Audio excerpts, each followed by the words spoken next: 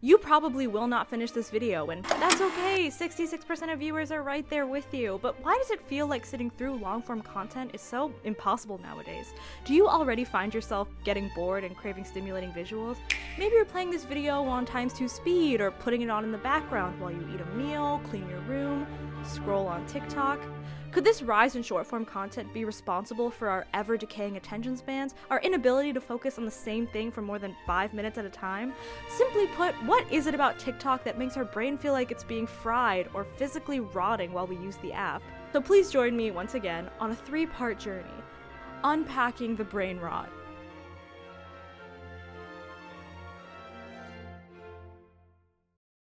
If you're on TikTok, you've definitely come across some form of sludge content. At the risk of sounding like a middle school student delivering a class presentation, sludge content is short-form content that utilizes split screens to pair user clips with unrelated footage. This may include Family Guy with Chinese subtitles, a car rolling down a ramp, Minecraft parkour, Am I the Asshole post, slime, and I myself have fallen down this sludge slide, if you will.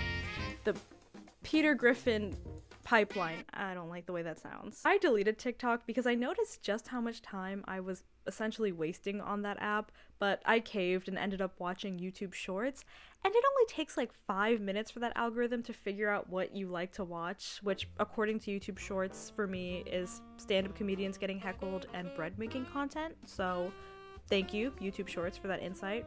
Shout out. I will now find myself choosing YouTube Shorts over longer content and clicking off of longer content within mere minutes, sometimes seconds, if I don't find the content immediately stimulating enough.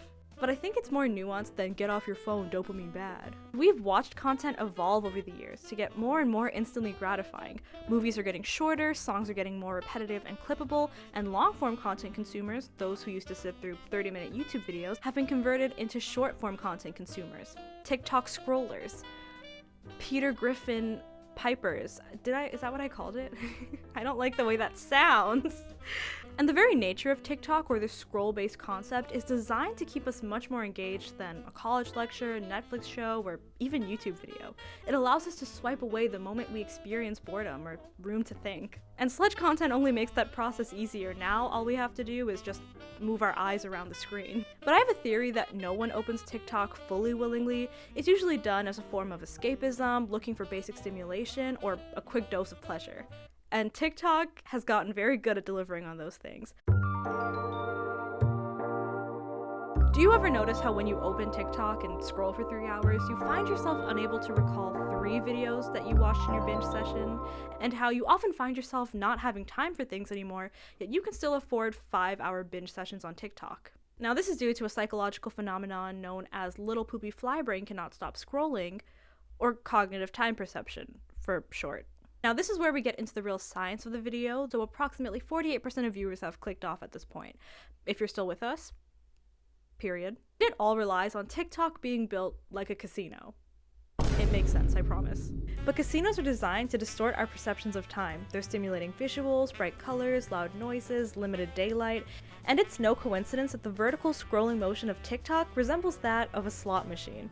I don't know, I'm just making stuff up. We know that our perception of a minute passing can be altered by things like music, our emotions, our levels of stimulation, and when you're experiencing that hyper-stimulation of TikTok, time seems to be passing quicker. It's like the cheesy old expression, time flies, when you're doom scrolling and frying your dopamine receptors. But this obviously means that hours on TikTok fly by in minutes, and a minute without TikTok feels like eternal, excruciating boredom. Experiment to try at home is the next time that you're mindlessly scrolling on TikTok, just take 60 seconds and stop scrolling and stare at your floor. It will feel eternal. Don't do it now because finish this video first, but after the video, try it at home. Now at this point you might be thinking, Doothy, your casino metaphor, it's a little weak. I mean, sure, I kind of get it, the bright colors, loud noises, but it's not exactly a one-to-one comparison here. Well, the rabbit hole goes deeper, because what if I were to tell you that they were both built on the same fundamental principles of addiction? Random reinforcement.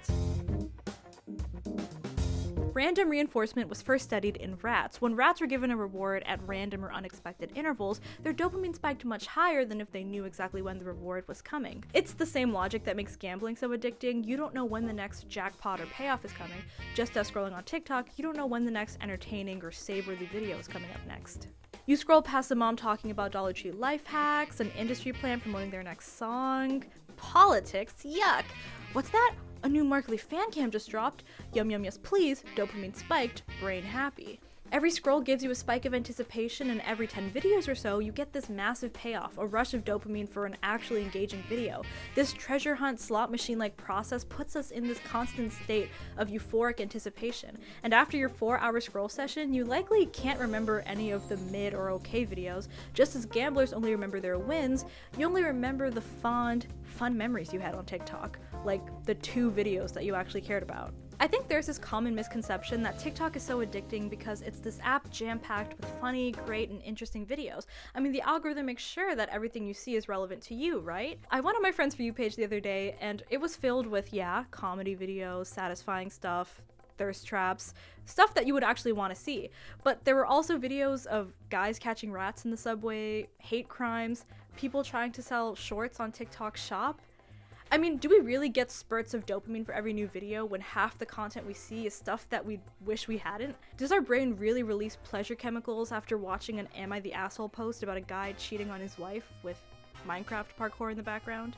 Like, he cheated on her, comma, there was not like he cheated. Dopamine, or as people refer to it as the pleasure chemical, is released in anticipation for a reward. So the act of scrolling between videos releases dopamine regardless of what the content is. Whether or not it's a genuinely enjoyable video or Fashion Nova ad is completely irrelevant. Just like casinos need losers, TikTok needs boring, bad, and mid content. And after watching 10 kind of boring or mid videos in a row, you're practically fiending for a new rush of dopamine for something that's save-worthy or like-worthy.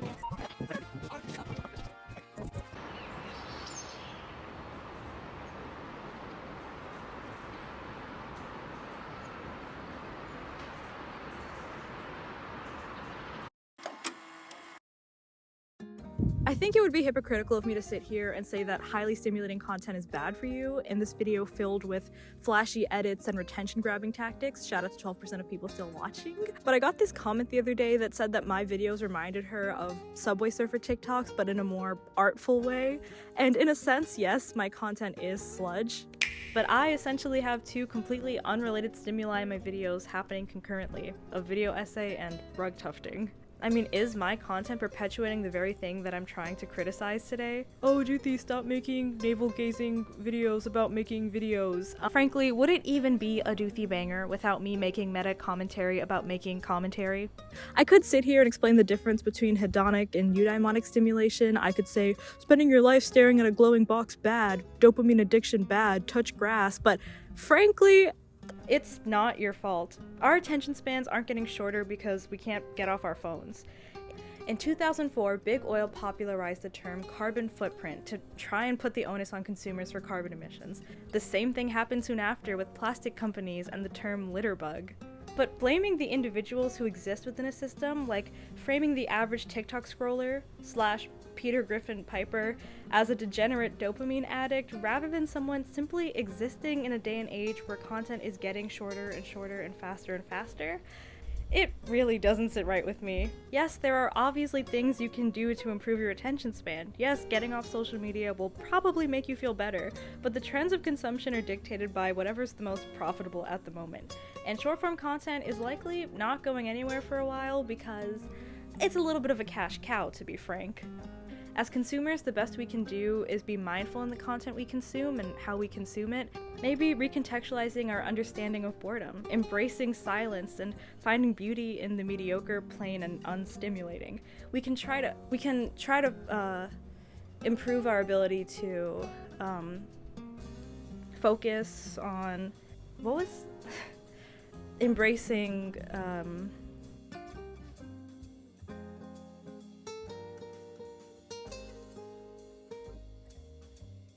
Every time I hear someone's footsteps, I get anxiety.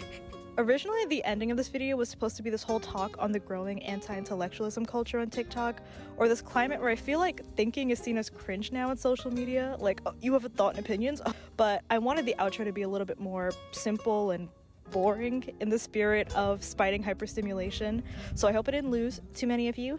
If you made it to the end of this video, congrats! You are better than 95% of viewers. Not better, but you know what I mean. I might still make that anti-intellectualism video, so if you want to see that, hit the smash and you subscribe. You will see. I wanted to touch grass for this outro, but I'm itchy and there are birds and people walking past me, so I'm gonna end it here. Bye!